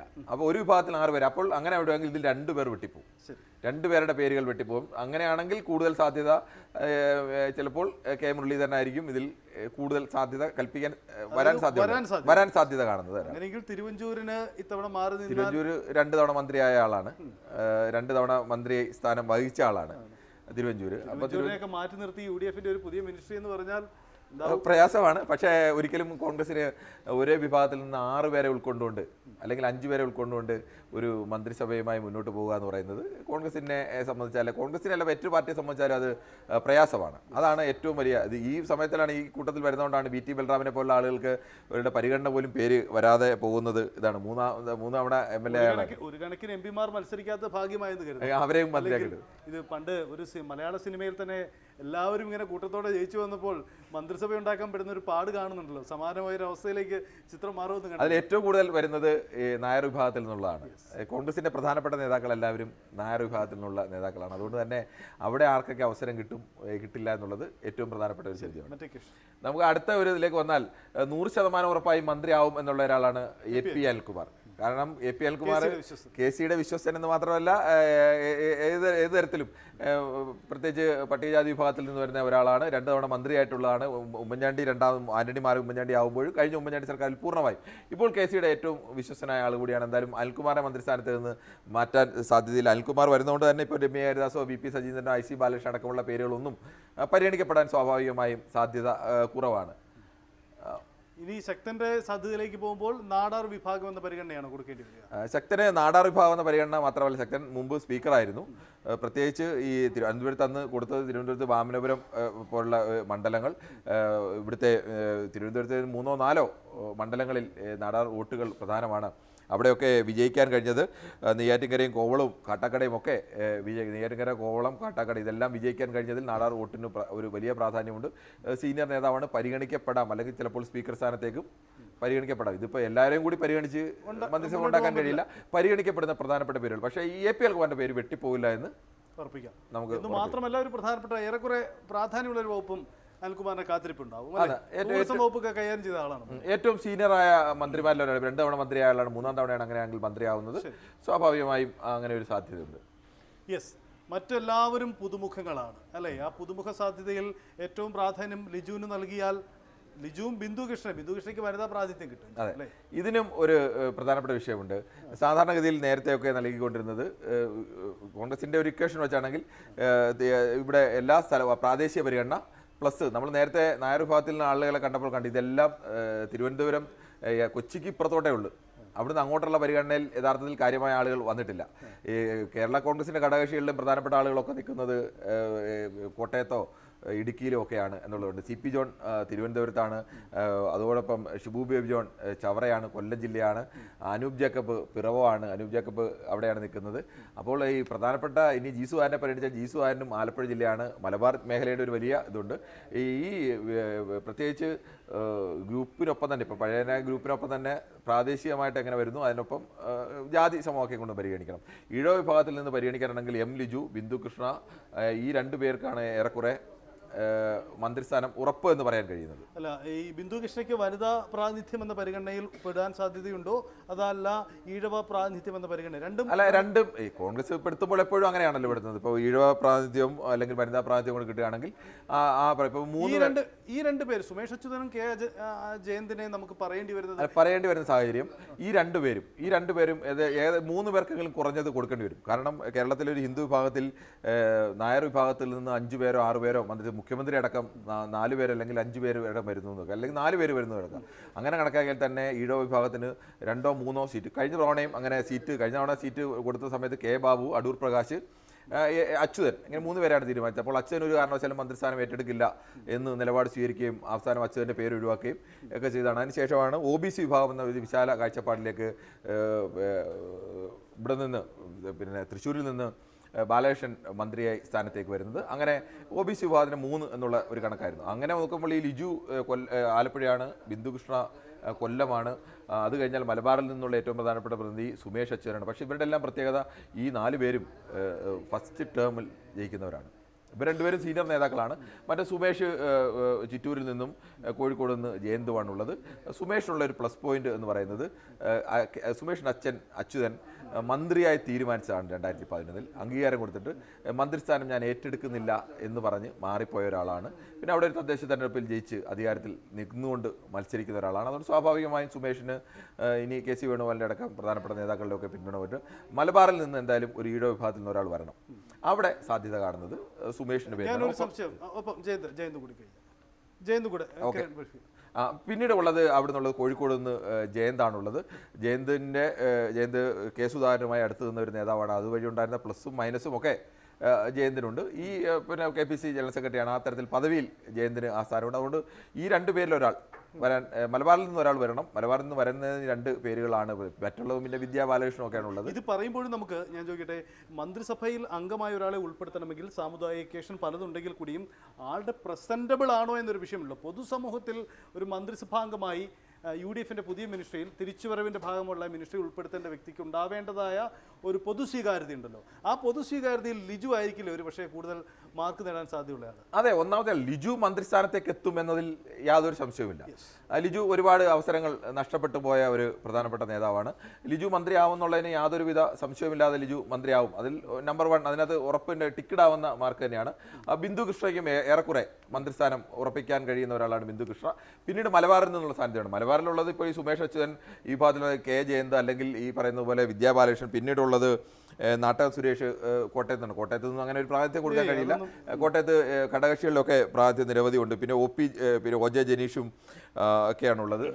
പക്ഷേ മലബാറിൽ നിന്ന് വേണം. മലബാറിൽ നിന്ന് എടുക്കുമ്പോൾ ഈ പ്രധാനപ്പെട്ട 2 പേർ ഇവർ 2 പേരുമാണ്, സുമേഷ് അച്യുതനും കെ ജയന്തുമാണ്. അപ്പോൾ അതിൽ എന്തായാലും ഒരാൾക്ക് നറുക്ക് വീഴാനുള്ള സാധ്യത കൂടിയുണ്ട്. ശരി, അടുത്തത്. യെസ്, ഇത് ടി സിദ്ദിഖിൻ്റെ അൻവർ സാദത്ത്, ഷാനിമോൾ ഉസ്മാൻ 3 പേരും മുസ്ലിം ന്യൂനപക്ഷങ്ങളാണ്. ഇതിൽ ഒരു മുസ്ലിം വിഭാഗത്തിൽ നിന്ന് കോൺഗ്രസിന് നൽകാവുന്നത് പരമാവധി ഒരാൾക്കാണ് അല്ലേ? അതിൽ ഈ ലിസ്റ്റിൽ ഒരാൾ മാത്രമേ 20 മന്ത്രിമാരെ എടുക്കുമ്പോൾ ലീഗിൻ്റെ 5 മന്ത്രിമാർ മുസ്ലിം വിഭാഗത്തിൽ നൽകേണ്ടി വരും. അപ്പം നമ്മൾ ജാതി സമവാക്യം എന്ന് പറയുന്നതിനൊക്കെ അപ്പുറത്തേക്ക് ചില സാമൂഹ്യ യാഥാർത്ഥ്യങ്ങളാണ്. അത് നോക്കുമ്പോൾ അതിനപ്പുറത്തേക്ക് ഒരു 6 പേരിൽ കൂടുതൽ, ഇനി അല്ല അത്ര പ്രമുഖനായ നേതാവുണ്ടെങ്കിൽ ചിലപ്പോൾ 7 പേരുടെ, അത് 20-ൽ 7 പേര് എന്നുള്ളതാണ്. സ്വാഭാവികമായും അപ്പോൾ പലതരത്തിലുള്ള ആക്ഷേപങ്ങളൊക്കെ പല ഘട്ടത്തിൽ നിന്ന് ഉയരാൻ സാധ്യതയുണ്ട്. അപ്പോൾ അതുകൂടെ നോക്കിയായിരിക്കും പരിഗണിക്കുന്നത്. ഇതിൽ നിന്ന് ഒരാൾക്ക് ഇപ്പോൾ ടി സിദ്ദിഖ് A ഗ്രൂപ്പിൽ നിന്ന് വരുന്ന പ്രധാനപ്പെട്ട ഒരു നേതാവാണ് ടി സിദ്ദിഖ്. ഇപ്പോൾ അങ്ങനെയാണോ എന്നുള്ളതല്ല വിഷയം. അൻവർ സാദത്ത് 4ാം തവണ ജയിക്കുന്ന ആളാണ്. ഇത് സിദ്ദിഖിനേക്കാൾ MLA-യിൽ സീനിയോറിറ്റി ഉള്ളത് അൻവർ സാദത്തിന്. അൻവർ സാദത്തിന് തന്നെയാണ് പക്ഷേ ടി സിദ്ദിഖ് വയനാട് എന്നുള്ള ആളാണ്. വയനാട് പ്രിയങ്ക ഗാന്ധിയുടെ മണ്ഡലമാണ്. അവിടെ ഒരു മന്ത്രി ഉണ്ടാവണം എന്നുള്ള മണ്ഡലത്തിൻ്റെ കാര്യങ്ങൾ പ്രിയങ്ക ഗാന്ധി ഇല്ലാതെ നടത്തിക്കൊണ്ട് വരുന്ന ഒരാൾ. ടി സിദ്ദിഖ് രാഹുൽ ഗാന്ധിക്ക് വേണ്ടി സ്ഥാനാർത്ഥിത്വത്തിൽ നിന്ന് മാറി നിന്ന് കൊടുത്ത, അന്ന് അനായാസം ജയിക്കേണ്ട ഒരാളാണ്, മാറി നിന്ന് കൊടുത്ത ആളാണ് ടി സിദ്ദിഖ്. അങ്ങനെ ടി സിദ്ദിഖിന് അവിടെ കുറേ പ്ലസ് പോയിന്റുകളുണ്ട്. പഴയ എ ഗ്രൂപ്പ് എന്നുള്ള ഉമ്മൻചാണ്ടിയുടെ ഒപ്പം ഇവരെക്കാളെല്ലാം പാർട്ടിയിൽ സീനിയറാണ് ഷാനിമോൾ ഉസ്മാൻ. ഇവരെക്കാളെല്ലാം സീനിയറാണ്. പ്രത്യേകിച്ച് വനിത എന്നുള്ള ഒരു പരിഗണന കൂടി ഷാനിമോൾ ഉസ്മാനുണ്ട്. ഇപ്പോൾ ഐ ഗ്രൂപ്പിൽ നിന്നാണെങ്കിൽ അൻവർ സാദത്തിന് സ്വാഭാവികമായും രമേശുമായിട്ട് അടുത്ത് നിൽക്കുന്ന ഒരാളെന്ന നിലയ്ക്കും 4ാം തവണ MLA ആവുന്ന നിലയ്ക്കും. പക്ഷേ എറണാകുളത്തെ പ്രശ്നം, എറണാകുളത്ത് ഈ പരിഗണിക്കേണ്ട പേരുകൾ പലരും എറണാകുളത്ത് നിൽക്കുകയാണ്. കിരൺ, ഇതിനിടയിൽ ഒരു ചോദ്യം. ഈ നേതാക്കളുടെ സ്ഥാനാർത്ഥിത്വ സമയത്ത് പ്രധാന നേതാക്കളുടെ താല്പര്യമുള്ളവർക്ക് കൂടുതൽ കാൻഡിഡേറ്റ്ഷിപ്പിൽ കൂടുതൽ പരിഗണന കിട്ടിയിട്ടുണ്ടാവാം. മന്ത്രിസഭയിലും അത് അതേ രീതിയിൽ പ്രകടമാകാനുള്ള സാധ്യതയുണ്ടോ? മന്ത്രിസഭയിൽ താല്പര്യമുള്ള എല്ലാവരെയും കോൺഗ്രസിൽ മന്ത്രിയാക്കാൻ കഴിയണമെന്നില്ല. കാരണം മന്ത്രിസഭ പരിഗണിക്കുമ്പോൾ ഒരു പൂർണ്ണമായ 4 ജില്ലകളിൽ നിന്ന് ആരെയും പരിഗണിക്കാതിരിക്കുക അത് കഴിയില്ല. ഇപ്പോൾ കോഴിക്കോട് ജില്ല ഒരാളെ പരിഗണിക്കണം. കണ്ണൂർ, മലബാർ മേഖലയിൽ നിന്ന് 1-2 മന്ത്രിമാരെങ്കിലും കോൺഗ്രസിൽ ഉണ്ടാവണം. അത് കോൺഗ്രസിൻ്റെ ഒരു ഇത്. തിരുവനന്തപുരത്ത്, കൊല്ലത്തു നിന്നൊക്കെ ഏതെങ്കിലുമൊക്കെ ഒരു മന്ത്രി ഉണ്ടാവണം. അങ്ങനെ ഏതെങ്കിലും ഒരു പ്രദേശത്തെ പൂർണ്ണമായും അവഗണിച്ച് കളയാൻ കഴിയില്ല. അതുപോലെ ഒരു ജാതി വിഭാഗത്തെയും ഏതെങ്കിലും ഒരു സമുദായ വിഭാഗത്തെ പൂർണ്ണമായ ആ വിഭാഗത്തെ, ഇപ്പോൾ മുസ്ലിം വിഭാഗത്തിൽ നിന്ന് ആരും ഞങ്ങൾ എടുക്കുന്നില്ല, ലീഗിൻ്റെ 5 മന്ത്രിമാരുണ്ട് അതുകൊണ്ട് ഞങ്ങൾ എടുക്കുന്നില്ല, അങ്ങനെ നിലപാട് സ്വീകരിക്കാൻ കഴിയില്ല. ഒരാളെങ്കിലും വന്നേ പറ്റൂ. അപ്പോൾ അത് ചിലപ്പോൾ അവരെക്കാൾ താല്പര്യമുള്ള ഒരാൾ നിൽക്കുന്നു. അങ്ങനെയാണെങ്കിൽ ചിലപ്പോൾ അത്തരം പരിഗണന 1-2 ഒക്കെ അങ്ങോട്ടും ഇങ്ങോട്ടും നീക്കാൻ കഴിയും. പക്ഷേ ഒരു വിഭാഗത്തെ പൂർണ്ണമായി ഒഴിവാക്കുക എന്നുള്ളത് പ്രയാസമാണ്. അപ്പോൾ നമുക്ക് ഇനി അടുത്ത മന്ത്രി സാധ്യതയിൽ കൂടെ നോക്കണം. അത് സണ്ണി ജോസഫ് KPCC അധ്യക്ഷനാണ്. KPCC അധ്യക്ഷൻ എന്ന നിലയ്ക്ക് തന്നെ അദ്ദേഹം മന്ത്രിസ്ഥാനത്ത് എത്തുമെന്നുള്ളത്. ഞാൻ ഒരു കാര്യം കൂടി ചോദിക്കട്ടെ. സണ്ണി ജോസഫിനെ KPCC അധ്യക്ഷനായി തുടർന്ന് മന്ത്രി MLA ആയും KPCC സ്ഥാനത്തും തുടർന്നുകൊണ്ട് ഉള്ള ഒരു പൊസിഷൻ, അതിനുള്ള സാധ്യതയുണ്ടോ? അദ്ദേഹം മന്ത്രിസഭയിൽ വരാനാണ് സാധ്യത. എൻ്റെ പേഴ്സണൽ കാൽക്കുലേഷൻ സണ്ണി ജോസഫ് മന്ത്രി KPCC അധ്യക്ഷ സ്ഥാനം ഒഴിഞ്ഞ് മന്ത്രിസഭയിൽ വരാൻ തന്നെയാണ് സാധ്യത. ഇനി സജിത്ത് പറഞ്ഞ ഓപ്ഷനാണ് എങ്കിൽ ഇപ്പോൾ അദ്ദേഹം MLA ആയിട്ട് തുടരുന്നു, എന്നിട്ട് KPCC അധ്യക്ഷനായി തുടരുന്നു. അങ്ങനെ ഒരു സ്ഥാനം, മന്ത്രിസ്ഥാനത്തെ യഥാർത്ഥത്തിൽ വലുത് KPCC അധ്യക്ഷ സ്ഥാനം തന്നെയാണ്. അത് പേഴ്സണൽ ചോയ്സുകളാണ് അത്തരം കാര്യങ്ങൾ. അങ്ങനെയാണെങ്കിൽ റോജി എം ജോണിന് സ്വാഭാവികമായും മന്ത്രിസ്ഥാനത്തേക്ക് വരാൻ സാധ്യതയുണ്ട്. അല്ല, സണ്ണി ജോസഫ് വരികയാണെങ്കിൽ റോജി എം ജോണിന് വരാൻ സാധ്യതയില്ല. അവിടെ ചിലപ്പോൾ റോജി എം ജോണിൻ്റെ പേരോ അല്ലെങ്കിൽ ചിലപ്പോൾ മാത്യു കുഴൽനാടിൻ്റെ പേരോ ഒക്കെ KPCC അധ്യക്ഷ സ്ഥാനത്തേക്ക് കൂടി പരിഗണിക്കാൻ സാധ്യതയുള്ള ഒരു പേരാണ്. ചാണ്ടിയുമ്മനെ സംബന്ധിച്ച് നോക്കിയാൽ ഒരു ടേം പോലും പൂർണ്ണമായി MLA ആയി ഇരുന്ന വ്യക്തിയല്ല. ഉമ്മൻചാണ്ടിയുടെ മകനെന്ന പരിഗണനയാണോ, അദ്ദേഹം ഇത്തവണ നേടിയ വമ്പം ഭൂരിപക്ഷമാണോ, ചുരുങ്ങിയ നാളുകൊണ്ട് അദ്ദേഹം എടുത്തൊരു പേരാണോ ഈ മന്ത്രി സാധ്യത ലിസ്റ്റിലേക്ക് അദ്ദേഹത്തെ പരിഗണിക്കുന്നതിൻ്റെ സാധ്യത? സജിത്ത്, ഇത് 3ഉം കൂടി ചേർന്നാണ്. സാധാരണഗതിയിലൊക്കെ ഏതെങ്കിലും ഒരു നേതാവിൻ്റെ മകൻ വന്നു കഴിഞ്ഞാൽ ആ മകന് അച്ഛൻ്റെ തണലിൽ വന്നയാൾ അല്ലെങ്കിൽ ആനുകൂല്യം പറ്റുമെന്ന് K മുരളീധരനൊക്കെ അതിൻ്റെ അധിക്ഷേപം നേരിട്ട ഒരാളാണ്. പക്ഷേ ചാണ്ടിയുമ്മൻ അങ്ങനെയല്ല. ചാണ്ടിയുമ്മൻ വന്ന ശേഷം ചാണ്ടിയുമ്മൻ ഉമ്മൻചാണ്ടിയുടെ ഒരു എങ്ങനെയാണ് ഉമ്മൻചാണ്ടി ഡിറ്റോ ആയി മാറിയെന്നുകൊണ്ട് ചാണ്ടിയുമ്മന് മറ്റ് എല്ലാവരും, ഇപ്പോൾ G കാർത്തികേയൻ്റെ മകൻ വന്നപ്പോൾ പോലും ശബരിനാഥിന് പോലും ആ ഒരു ആക്ഷേപം നേരിടും, ഉമാ തോമസിന് പോലും നേരിടേണ്ടി വന്നു. പക്ഷേ ചാണ്ടിയുമ്മനെ സംബന്ധിച്ച് അങ്ങനെയല്ല. ചാണ്ടിയുമ്മൻ ദീർഘകാലം അതിനു മുമ്പ് നിന്ന് ചാണ്ടിയുമ്മൻ എങ്ങനെ ഉമ്മൻചാണ്ടി വരുമാറും ഉമ്മൻചാണ്ടിയുടെ ഒരു പ്രതിച്ഛായ, അതായത് അവിടുത്തെ പ്രചരണം പോലും ഇത്ര കുറച്ച് നടത്തിയിട്ട്. മാത്രമല്ല ചാണ്ടിയുമ്മൻ പുള്ളിയുടെ ഒരു ഓൺ സ്റ്റൈൽ ക്രിയേറ്റ് ചെയ്തു. അതാണ് ഉമ്മൻചാണ്ടിയുടെ കോപ്പിയടി ഉണ്ടാവാം, പക്ഷെ അതിനുമപ്പുറം പുള്ളിയുടെ ഒരു ശൈലി, ചാണ്ടിയുമ്മൻ ശൈലി ക്രിയേറ്റ് ചെയ്ത് അത് പുള്ളി രംഗത്തിറക്കി. അദ്ദേഹത്തിന്റെ ഭൂരിപക്ഷം കൊണ്ട് അദ്ദേഹം സഹതാപതരംഗം കൊണ്ടാണ് കഴിഞ്ഞ തവണത്തെ ഭൂരിപക്ഷം എന്ന് വേണമെങ്കിൽ പറയാം. പക്ഷേ ഇത്തവണത്തെ ഭൂരിപക്ഷം അങ്ങനെയല്ല. പുള്ളി സ്വന്തമായി നേടിയ ഭൂരിപക്ഷമാണ്. അവിടെ പ്രചരണം പോലും ഒഴിവാക്കി നിന്ന സമയത്ത് ആളുകളൊക്കെ ഇങ്ങനെ മാറി നിൽക്കാൻ പോകുന്നു. പക്ഷേ അവിടെ നേടി വരുന്നത്. പിന്നെ ഓർത്തഡോക്സ് വിഭാഗത്തിനെ ഒരു കാരണവശാലും പിണക്കാൻ കഴിയും. ഓർത്തഡോക്സ് വിഭാഗത്തിൽ പിന്നുള്ളത് അബിൻ വർക്കിയാണുള്ളത്. അല്ലെങ്കിൽ അബിൻ വർക്കിയെ മന്ത്രിസ്ഥാനത്തേക്ക് കൊണ്ടുവരിക എന്ന് പറയുന്നത്, പിന്നെ എനിക്ക് തോന്നുന്നു അബിൻ വർക്കിയാണ് ആ വിഭാഗത്തിൽ നിന്നുള്ളത്. എന്തായാലും അതിൽ കൂടുതൽ ചാൻസ് ചാണ്ടിയുമ്മന് തന്നെയാണ് കാണുന്നത്. മറ്റൊന്ന് മാത്യു കുഴൽനാടനാണ്. മാത്യു കുഴൽനാടിനെ സംബന്ധിച്ചിടത്തോളം യാക്കോബ വിഭാഗത്തിൽ നിന്ന് മാത്യു കുഴൽനാടനും റോയ് കെ പൗലോസുമാണ് രണ്ടുപേരുള്ളത്. സ്വാഭാവികമായും ഈ സർക്കാരിനെ പ്രതിരോധത്തിലാക്കുന്നതിൽ ഏറ്റവും നിർണായകമായ പങ്കുവച്ചൊരു നേതാവ് മാത്യു കുഴൽനാടൻ തന്നെയാണ്. പ്രത്യേകിച്ച് ഈ KC വേണുഗോപാലുമായിട്ടുള്ളതായാലും അല്ലെങ്കിൽ ഹൈക്കമാൻഡുമായിട്ടുള്ള മാത്യു കുഴൽനാടിൻ്റെ ദീർഘകാല ബന്ധം, പഠിച്ച് കാര്യങ്ങൾ കൈകാര്യം ചെയ്യാൻ ശേഷിയുണ്ട് എന്ന് പലതവണ. ഇപ്പോൾ തെരഞ്ഞെടുപ്പിൻ്റെ ഘട്ടത്തിൽ ഏറ്റവും അവസാന ഘട്ടത്തിൽ തെരഞ്ഞെടുപ്പ് രാഷ്ട്രീയത്തെ നിശ്ചയിച്ചത് ഈ ഓഡിയോ പുറത്തുവിട്ടുകൊണ്ടാണ്. ഏത് എനിക്ക് തോന്നുന്നു അത് സുമേഷും അച്യുതനും മാത്യു കുഴൽനാടനോട് ചേർന്നാണ് ആ ഒരു ഓപ്പറേഷൻ നടത്തിയത്, ആ ഓഡിയോ സംഘടിപ്പിക്കാൻ ഡാമിൻ്റെ. അത് കേരളത്തിൽ ഏറ്റവും അവസാനം പോലും ഇമ്പാക്ട് ഉണ്ടാക്കിയ ഒരു ഓഡിയോ പുറത്തുവിട്ടതിലൊക്കെ അടക്കം മാത്യു കുഴൽനാടനെ മന്ത്രിസ്ഥാനത്തേക്ക് വരുമെന്നുള്ളത് ഏറെക്കുറെ ഉറപ്പാണ്. മാത്യു കുഴൽനാടൻ ചെറിയ തടസ്സമായി ഇവിടെ നിൽക്കുന്നത് ഈ മുമ്പ് പറഞ്ഞാണ് അനൂപ് ജേക്കബിനെ മന്ത്രിസ്ഥാനത്തേക്ക് നിർത്തണം. ഒരു വിഭാഗത്തിൽ നിന്ന് എങ്ങനെ രണ്ടുപേരെ എന്നുള്ളൊരു ചോദ്യം സ്വാഭാവികമായിട്ട് ഉയരാൻ സാധ്യതയുണ്ട്. പക്ഷേ ചില ഘട്ടത്തിൽ അതിനെ മറികടന്നുകൊണ്ട് തീരുമാനമെടുക്കാൻ സാധ്യതയുള്ള പേരുകളിൽ ഒരാളാണ് മാത്യുവിൻ്റേത്. ഈ കെ സി വേണുഗോപാലിൻ്റെ ചോയ്സിൽ നമ്മൾ നേരത്തെ എ പി അനിൽകുമാറിൻ്റെ പേര് പറഞ്ഞതിനൊപ്പം തന്നെ കൂടുതൽ സാധ്യത കുഴൽനാടൻ്റെ പേരിനും പറയാൻ പറ്റും അല്ലേ? അതെ, അങ്ങനെ തന്നെ കുഴൽനാടിൻ്റെ പേരിനും പറയാൻ പറ്റും. പെർഫോമൻസിൻ്റെ അടിസ്ഥാനത്തിൽ തന്നെ നോക്കുമ്പോൾ കുഴൽനാടിനെ സംബന്ധിച്ചിടത്തോളം അങ്ങനെ ഒരു കേരളത്തിലെ കോൺഗ്രസ്സുകാർ അങ്ങനെ ഒരാളെ ആഗ്രഹിക്കുന്നുണ്ട്, അത്തരം അഗ്രസീവായി നിന്ന് അല്ലെങ്കിൽ കാര്യങ്ങൾ പഠിച്ച് കൈകാര്യം ചെയ്യുന്ന ഒരാളെ. ഇനി നമുക്ക് മറ്റൊന്നെടുക്കേണ്ടത് മന്ത്രിസാധ്യതയിലേക്ക് ലത്തീൻ വിഭാഗത്തിൽ നിന്ന് വന്നാൽ തിരുവനന്തപുരത്ത് കോളത്ത് ഉജ്ജ്വല വിജയം എന്ന് തന്നെ പറയാം. പലതരത്തിലുള്ള വ്യക്തിപരമായ അധിക്ഷേപങ്ങൾ നേരിടേണ്ടി വന്നപ്പോഴും അതിനെല്ലാം മറികടന്നുകൊണ്ട് കോൺഗ്രസ്സുകാർ തന്നെ ചില ഘട്ടത്തിലൊക്കെ വിൻസെന്റിനെതിരെ നിലപാട് സ്വീകരിച്ച് പ്രാദേശികമായി സ്വീകരിച്ചപ്പോൾ പോലും ഭൂരിപക്ഷം കൊണ്ട് അതിനെല്ലാം മറികടന്ന നേതാവാണ് എം വിൻസെന്റ്, മറ്റൊന്ന് ടി.ജെ. വിനോദാണ്. പക്ഷേ ഇതിലൊരു ചെറിയ വിഷയം ഇത്തവണ എനിക്ക് സാഹിത്യത്തിന് കുറച്ചുകൂടി പറയാൻ കഴിയുമെന്ന് തോന്നുന്നു. ഈ എറണാകുളത്ത് സതീശൻ നടപ്പാക്കിയ ഒരു ലത്തീൻ നയതന്ത്രം. അതെ, അത് ശരിയാ.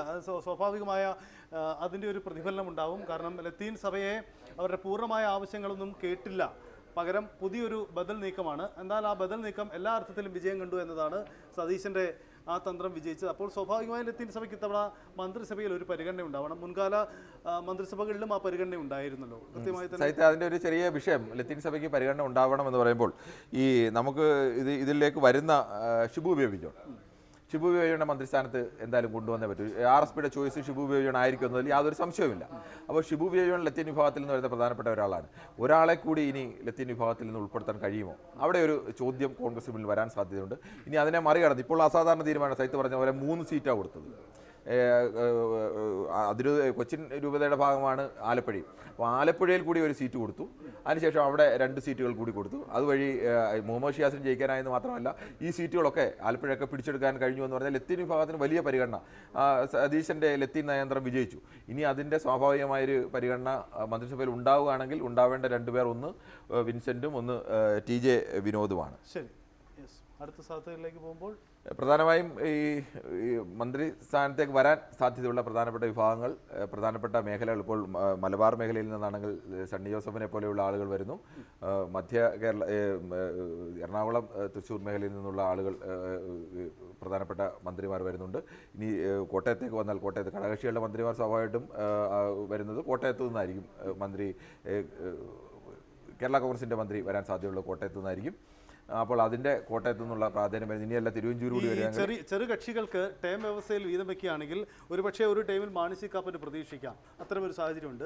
കെ രമയെ ഉൾപ്പെടുത്തണമെങ്കിലും ഒരു ടൈം വ്യവസ്ഥ. പക്ഷേ കെ രമയുടെ പാർട്ടി നേരത്തെ തന്നെ പറഞ്ഞിട്ടുണ്ട്, ഞങ്ങൾ UDFന്റെ ഭാഗമല്ല, ഞങ്ങൾ UDF അസോസിയേഷൻ മാത്രമേ ഉള്ളൂ, UDFന്റെ ഒരു ഭരണ സംവിധാനത്തിലേക്ക് കടക്കില്ല എന്ന് പറയുന്നത് അവിടെ നിലപാട്. ഇനി നിലപാട് മാറുമോ എന്നുള്ളത് നമുക്ക് സ്വാഭാവികം. ഇപ്പോൾ ദീർഘകാലമായി അന്ന് ഒരു കമ്മ്യൂണിസ്റ്റ് പാർട്ടി എങ്ങനെ കോൺഗ്രസിൻ്റെ ഭാഗമായി ചേരും എന്ന ഘട്ടത്തിലെടുത്ത നിലപാടാണ്. എന്തായാലും ആ സാധ്യതയിൽ മാറ്റമുണ്ടാകാനുള്ള സാധ്യതയുണ്ട് അല്ലേ? അപ്പോൾ ചെറുകക്ഷികളെ എല്ലാവരും ഉൾപ്പെടുത്തിക്കൊണ്ട് മന്ത്രിസഭാ രൂപീകരണം എന്തായാലും വലിയ തലവേദന ഉണ്ടാക്കുമെന്ന കാര്യം ഏറെക്കുറെ ഉറപ്പാണ്. തലവേദനകൾ സ്വാഭാവികമായിട്ടുണ്ടല്ലോ. പക്ഷേ സ്ഥാനാർത്ഥി നിർണയത്തിലെ തലവേദന, സീറ്റ് വിഭജന തലവേദനയൊക്കെ പുറത്ത് പണ്ടത്തെ കാലത്ത് നാട്ടുകാർ അറിഞ്ഞായിരുന്നു ഇതെല്ലാം ചർച്ച നടന്നതെങ്കിൽ ഇത് രഹസ്യമായി ചർച്ച നടത്തി പരിഹരിക്കാൻ കോൺഗ്രസിന് കഴിഞ്ഞു. ചിലപ്പോൾ ഇതും ആ തരത്തിലേക്ക് കോൺഗ്രസിനുള്ളിൽ തന്നെ ചർച്ച നടത്തി ഈ പരിഹാരമൊക്കെ ഉണ്ടാക്കാൻ കോൺഗ്രസിന് കഴിഞ്ഞേക്കാം. ഇനി അതല്ല മുൻകാലങ്ങളിലെ പോലെ അത് പരസ്യമാകുമെന്നൊക്കെ അതൊക്കെ കണ്ടറിയേണ്ട കാര്യമാണ്. പക്ഷേ അവരുടെ പഴയ മാതൃക മാറി എന്നതിന് തെളിവ് നമ്മുടെ മുന്നിൽ ഉണ്ട്. ശരി, ഇതാണ് ചിത്രം. നമുക്ക് ഈ സാധ്യതയിൽ മറ്റൊന്നും പറയേണ്ടതില്ലല്ലോ അല്ലേ? എന്തായാലും കാത്തിരിക്കുക എന്നുള്ളതല്ലേ ഇതിൻ്റെ ഒരു അവസ്ഥ ഉണ്ടാവുന്നത്. അതെ, കാത്തിരിക്കുക മാത്രമാണ് തീരുമാനമെടുക്കേണ്ടത്. നമ്മളല്ല, നമ്മൾ സാധ്യതകൾ പറയുന്നു. അവരുടെ മുൻകാല ചരിത്രത്തിൽ നിങ്ങൾ ഇങ്ങനെയൊക്കെയാണ് അവർ ചെയ്തിട്ടുള്ളതെന്ന് പറയുന്നു. അതിനപ്പുറത്തേക്ക് തീരുമാനമെടുക്കുന്നത് അതാത് പാർട്ടികളാണ്. ആ പാർട്ടികളുടെ തീരുമാനം തന്നെയാണ് പ്രധാനം. നമ്മൾ ആ തീരുമാനത്തിൽ ഇടപെടുകയല്ല.